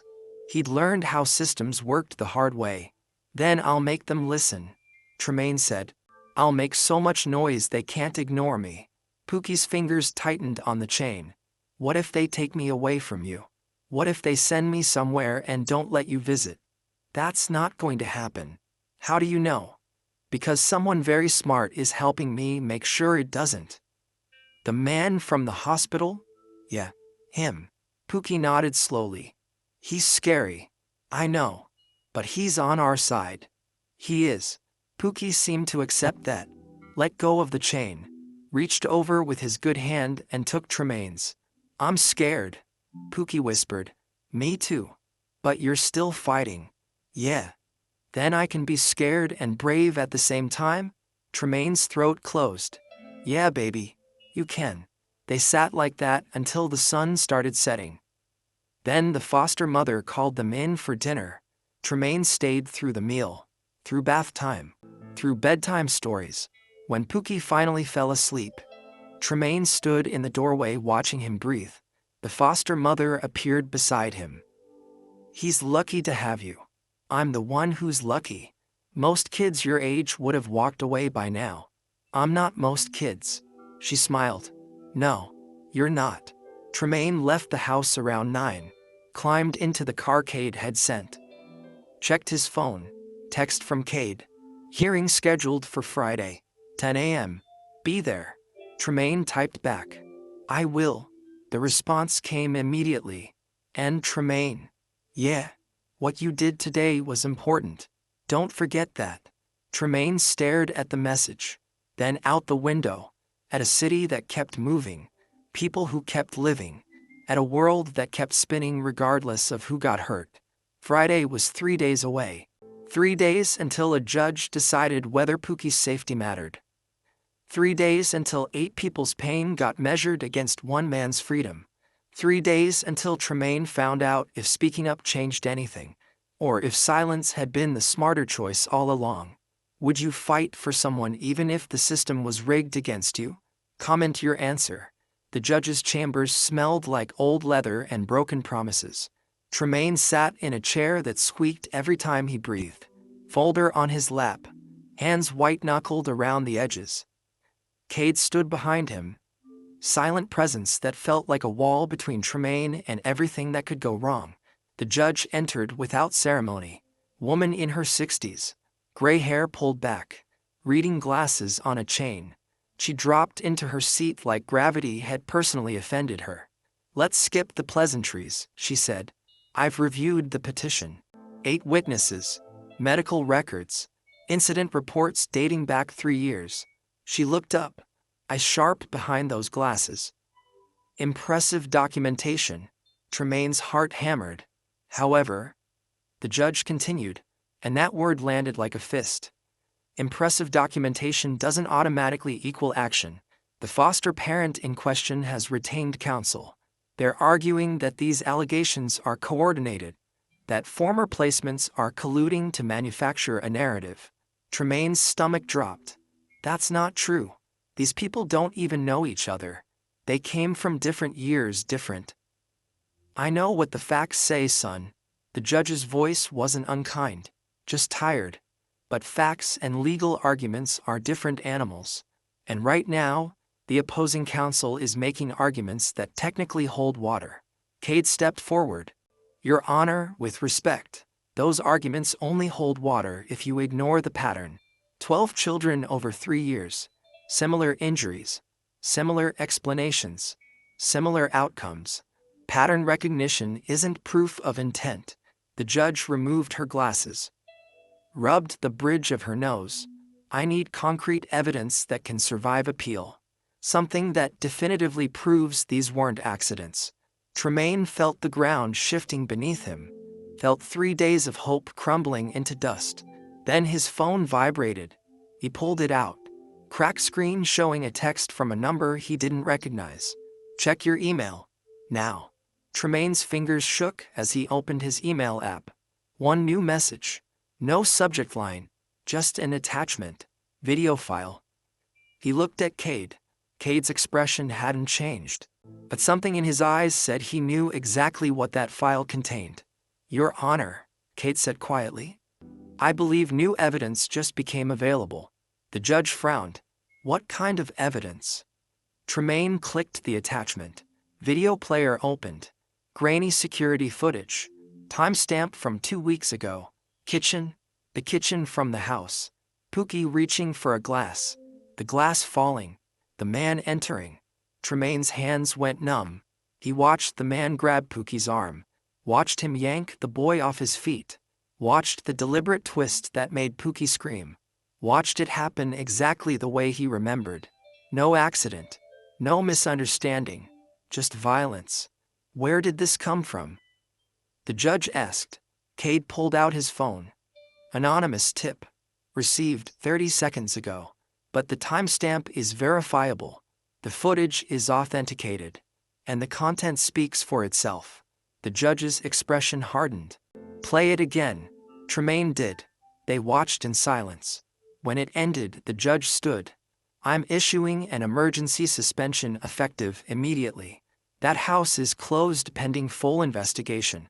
All current placements will be transferred within 24 hours. And someone better get law enforcement involved because what I just watched isn't foster care. It's assault." Relief hit Tremaine so hard he couldn't breathe. The judge looked at him. "The child in that video. Where is he now?" "Medical foster care." Tremaine managed. "Safe placement. He's healing." "Good. Keep him there." She looked at Cade. "I don't know how you got this footage. Don't particularly care. But if I find out it was obtained illegally." "It wasn't," Cade said smoothly. "The house has security cameras, installed by the foster parent himself. This footage came from his own system." The judge's eyebrows rose. "He recorded his own abuse? Apparently he forgot the cameras were running, or thought no one would ever check the archives." "Well, someone checked." The judge gathered her papers. We're done here. I'll have the order drafted within the hour. She left. Tremaine sat frozen. Cade's hand landed on his shoulder. Brief. Grounding. How? Tremaine whispered. How did you get that video? Let's just say I know people who know how to access systems that shouldn't be accessible. That's illegal. Probably. Cade's tone was flat. But a 7-year-old has a working arm because of it. So I'll sleep just fine. Tremaine wanted to argue. Wanted to say that breaking laws made them no better than the man who'd broken Pookie. But he couldn't. Because that video just shut down a house that had hurt 12 children. That video just stopped it from hurting anyone else. Outside the courthouse, sunlight felt wrong. Too bright. Too normal. Tremaine's phone rang. The foster mother. He answered. Hello. Tremaine. Thank God. Pookie's been asking for you all morning. Can you come by? I'm on my way. 20 minutes later. Tremaine stood in that backyard again. Pookie on the swing. Cast still white and clean. We won. Tremaine said. Pookie looked up. What does that mean? Means you're not going back. Means that house is closed. Means you're safe. Pookie's face didn't change. Forever. Forever. The boy's chin trembled. Promise. Tremaine dropped to his knees. I level. I promise, baby. You're never going back there. Pookie launched himself forward. Good arm around Tremaine's neck. Face buried in his shoulder. And finally, after days of holding it together, the boy cried. Not quiet. Not controlled. Just sobbed like something inside him finally broke open. Tremaine held him. Let him shake. Let him empty out all the fear he'd been carrying. When Pookie finally pulled back, his eyes were red but clear. What happens now? The boy asked. Tremaine opened his mouth. Cade's voice came from behind them. Now we figure out what comes next. Both of them turned. Cade stood on the patio, hands in his pockets, expression unreadable. The house is closed, Cade said. But that doesn't solve the larger problem.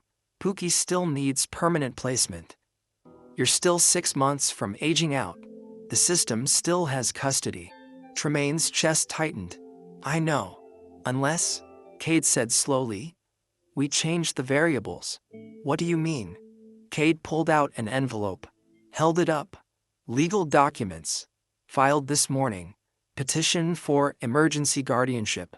On your behalf. Tremaine stared. I'm 17. They won't grant guardianship to. They will if you're emancipated first. Cade's expression was calm. Which you will be as of Monday morning. I've already filed the paperwork. Judge signed off an hour ago. The world tilted. You? What? Emancipation gives you legal adult status. Which means you can petition for guardianship. Which means Pookie doesn't go back into the system. Tremaine couldn't breathe. But I don't have money. Don't have a place. Don't have. You will have both. Cade pulled out another envelope. Job offer. My company. Entry-level position. Salary covers rent on a 2-bedroom apartment I've already secured. Benefits include health insurance. For both of you. Tremaine's hands shook. Why? Why are you doing this? Cade's jaw tightened. Because someone should have done it for me. And they didn't. Silence. Pookie tugged on Tremaine's sleeve. Does this mean you're staying? Tremaine looked down at the boy, at eyes that had seen too much but still held hope. Yeah. Baby? Tremaine whispered. I'm staying. Pookie's smile was brighter than sunlight. Cade turned to leave. Wait. Tremaine called. Cade stopped. The person you couldn't save. The one who died thinking nobody cared. Tremaine's voice cracked. What was their name? Cade was silent for a long moment. Then, quietly, Isaiah. His name was Isaiah. What happened to him? He aged out with nothing. No support. No resources. Ended up on the streets. Overdosed at 19. Cade's hands curled into fists. I found out 3 years later. By then I had money, had power, had everything I needed to have saved him. Except time. Tremaine's throat burned. So I decided, Cade continued, That every child I could save after that would be for him. Every life I changed would be his legacy instead of his tragedy. He walked away before Tremaine could respond. Left Tremaine standing in a backyard with a 7-year-old who finally believed in promises. That night, Tremaine lay in the temporary housing Cade had arranged. Small apartment, clean, safe. His phone buzzed. Text from an unknown number. This isn't over. You think you won? You just made everything worse. Tremaine stared at the message. Then another came through.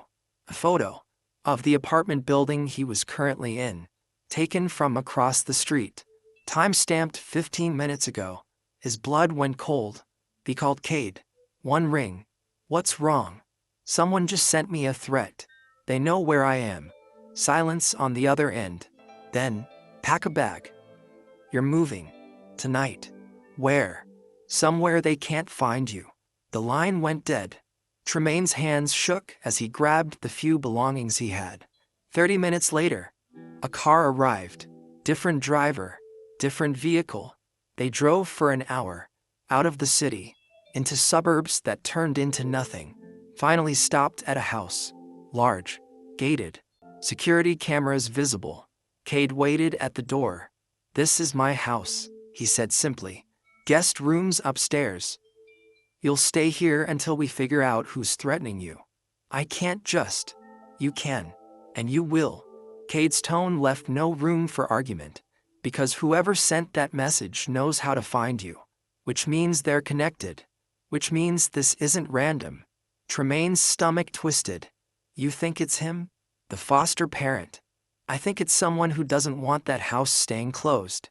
Someone with something to lose if the investigation continues. What do we do? Cade's smile was cold. We find out who they are, and then we make sure they regret ever threatening you. He turned and walked inside. Tremaine followed, into a house that felt like a fortress, into a life that didn't feel real, into a fight that was just beginning. Because closing one house didn't stop the system. It just made the people who ran it pay attention. And attention meant danger. Tremaine's phone buzzed again. Another message. Last warning. Back off or the kid gets hurt worse than a broken arm. His vision blurred. Hands shaking so bad he almost dropped the phone. Cade appeared beside him. Show me. Tremaine held up the screen. Cade read it, then pulled out his own phone. Made a call.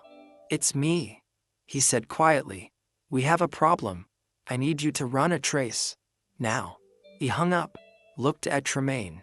The basement smelled like concrete and electricity. Tremaine stood at the top of the stairs watching Cade work. 3 monitors, keyboards that clicked like rainfall, lines of code scrolling faster than comprehension. You're tracking them, Tremaine said. Not a question. Already did. Cade didn't look up. Phone number's a burner, but burners still ping cell towers. Towers create patterns. Patterns reveal locations. Where? 2 miles from the courthouse. Same building where the foster parent's attorney has an office.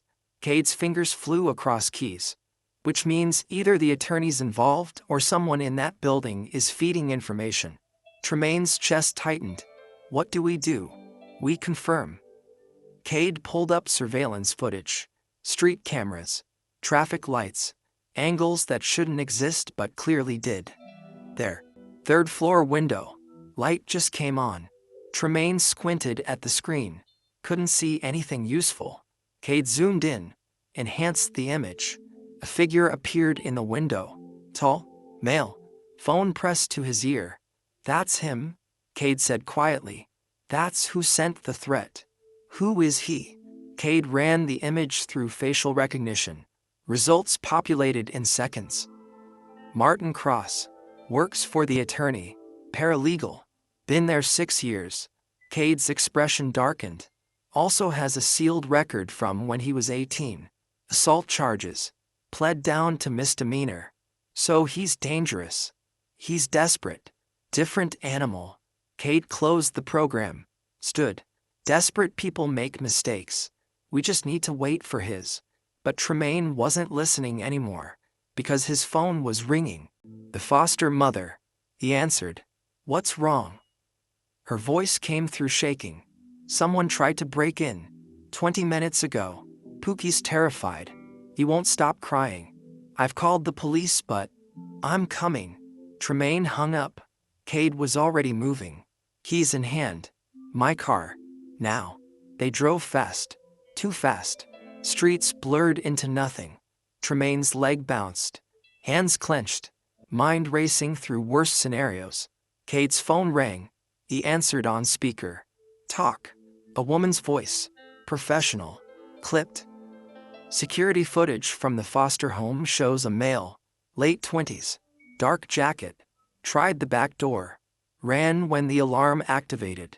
Did you get a face? Partial. Running it now. The line went quiet for 5 seconds. Then match. Martin Cross. Cade's jaw tightened. Address. Sending it now. A text pinged. Cade glanced at it. Changed direction. We're not going to Pookie? Tremaine asked. We're ending this first. What does that mean? Cade didn't answer. They pulled up to an apartment complex. Run down. Half the lights broken. Cars that looked like they'd been there since the 80s. Cade parked. Got out. Tremaine followed. Stay behind me, Cade said.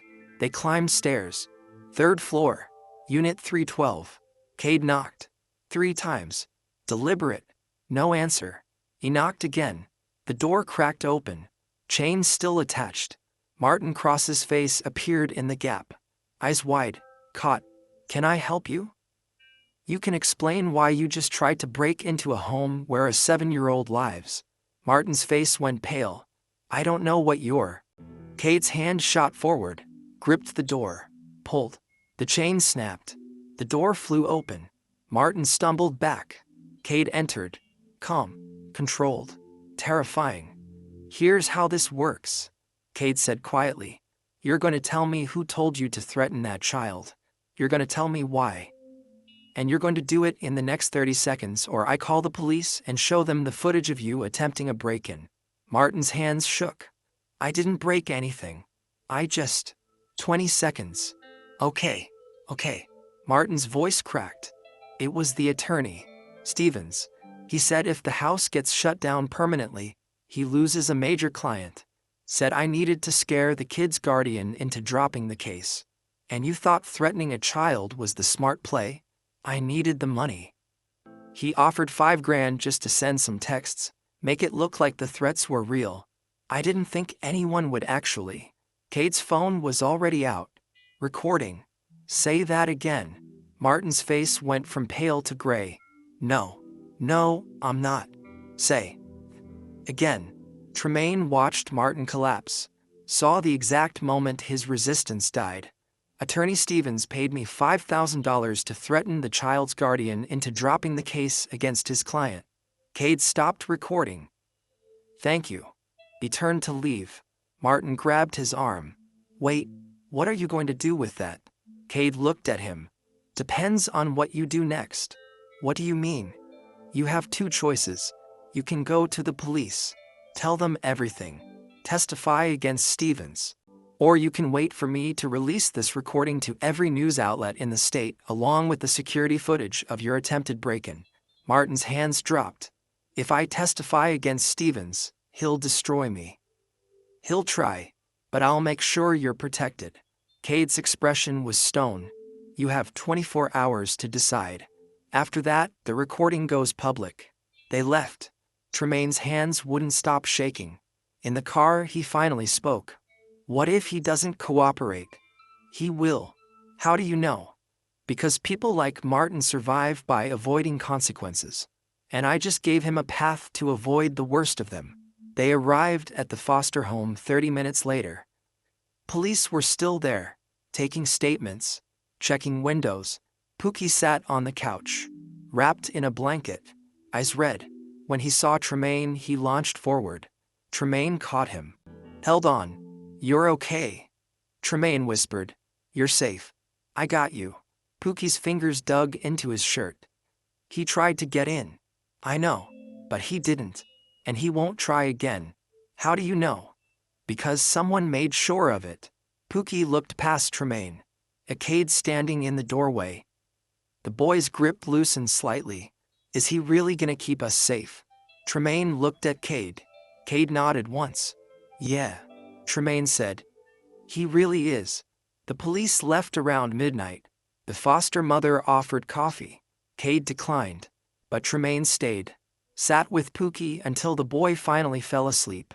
Outside, stars were visible for once. Cade leaned against his car, phone in hand. Tremaine joined him. What happens now? Martin testifies. Stevens gets disbarred. The case against the foster parent gets stronger. Cade pocketed his phone. And you and Pookie get to be safe. Just like that. Nothing about this was just like that. This was chess. And we just put them in checkmate. Tremaine wanted to believe it. Wanted to think the fight was over. But experience had taught him better. What if they come back? Tremaine asked. What if they try again? Cade's expression hardened. Then I make sure they regret it in ways they can't recover from. The certainty in his voice should have been frightening. Instead, it felt like safety. 3 days later, Martin Cross walked into a police station, gave a full statement, testified against Stevens. The attorney was arrested that afternoon.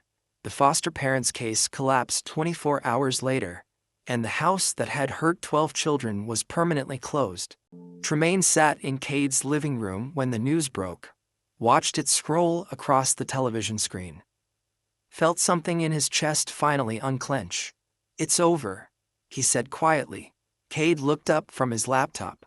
This part is, what does that mean?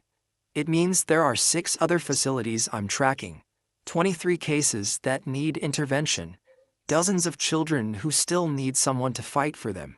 Tremaine understood then. This wasn't about one house, wasn't about one child. This was Cade's mission, his life's work, his way of making sure Isaiah's death meant something. Do you need help? Tremaine asked. Cade's expression softened. You're 17. You have a child to take care of. You don't need to. I know what I need to do. Tremaine sat forward. And I know what I want to do. They're the same thing. Silence. Then Cade nodded. When you're ready. I'm ready now. No, you're not. Cade's tone was gentle. Right now you need to focus on Pookie, on building a life that's stable and safe, on healing. He paused. But when you're ready, when you've done that, there will be a place for you in this fight. Tremaine nodded, understood, accepted it. 2 weeks later, the emancipation finalized. The guardianship approved. Tremaine signed papers that made Pookie legally his. And standing in that courtroom, holding a 7-year-old's hand, Tremaine understood what winning actually meant. Not revenge, not justice, just the simple right to keep someone safe. Your story matters. Share it. 6 months later, Tremaine stood in an apartment that finally felt like home. 2 bedrooms, clean floors, windows that let in actual sunlight. Pookie's cast had come off 3 weeks ago. Physical therapy was going well. The boy was learning to trust that arms weren't meant to hurt.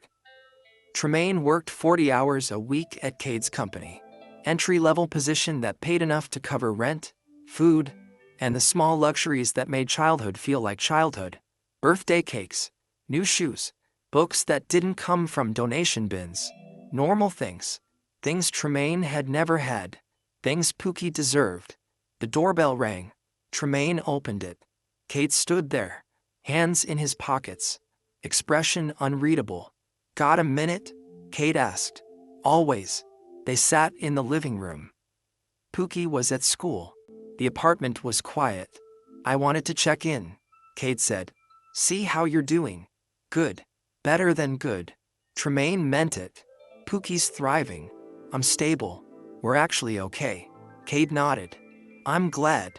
Silence settled between them. Not uncomfortable, just heavy with things unsaid. I also wanted to tell you something, Cade continued. About Isaiah. Tremaine leaned forward. I never told you how he died. Not the real story. You said he overdosed. He did. But not because he was an addict.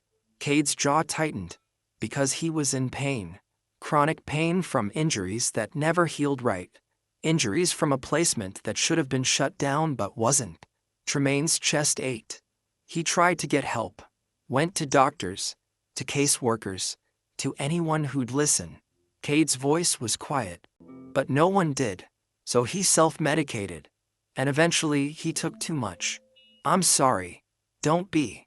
Just understand why I do this. Cade met his eyes. Every child I save is Isaiah. Every case I win is his justice. Every system I break is revenge for what they took from him. Tremaine nodded. And what about you? When do you get to rest? Cade's smile was sad. When there are no more children who need saving. That's never gonna happen. I know. They sat in that truth. Then Cade stood. I have another case. Facility in the next state. Similar patterns. I could use someone who understands what it's like to be on the inside. Tremaine's pulse quickened. You want me to help? Only if you're ready. Only if Pookie's stable enough. Only if you want to. Tremaine thought about it. Thought about the 8 people who'd shared their stories.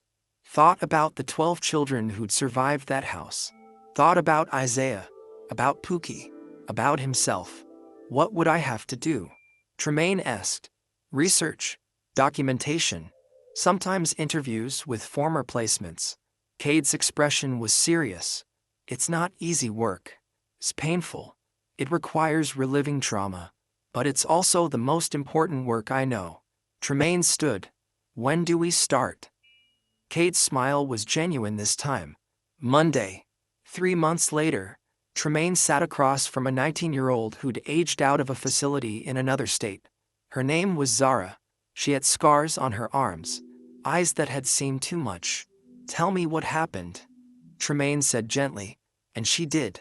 Told him about locked rooms, about punishments that lasted days, about staff who looked away when children screamed. Tremaine took notes, documented everything. Built a case that would eventually shut down that facility too. When the interview ended, Zara looked at him. Why do you do this? Because someone did it for me, Tremaine said. And now I'm paying it forward. Does it get easier? No. But it gets more important. Zara nodded. Understood. Left with the knowledge that her story mattered. That someone was listening. That change was possible. Tremaine called Cade. Got the statement. It's solid. Good work. How are you holding up? I'm okay. It's hard. But I'm okay. That's all we can ask for. That night, Tremaine came home to Pookie doing homework at the kitchen table. The boy looked up. How was work? Good. Productive. Did you help someone? I think so. Pookie smiled. Went back to his math problems. And Tremaine realized that this was enough. Not perfect. Not without pain. But enough.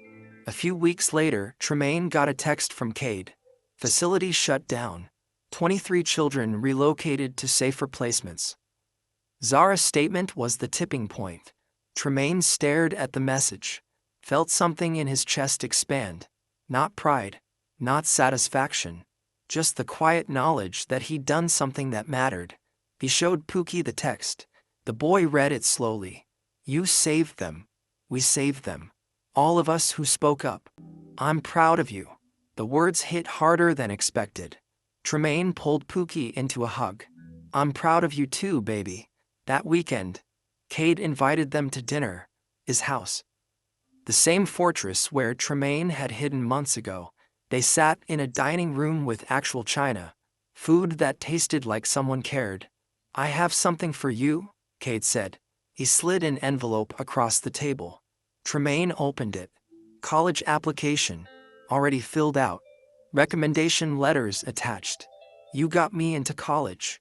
I got you the opportunity. Whether you take it is up to you. Tremaine stared at the papers. I can't afford. Full scholarship. Covers everything. You can work part-time. Study social work. Or law. Or whatever you want. What about Pookie? Childcare's arranged. He'll stay with a family I trust while you're in class. Weekends are yours. Tremaine's vision blurred. Why?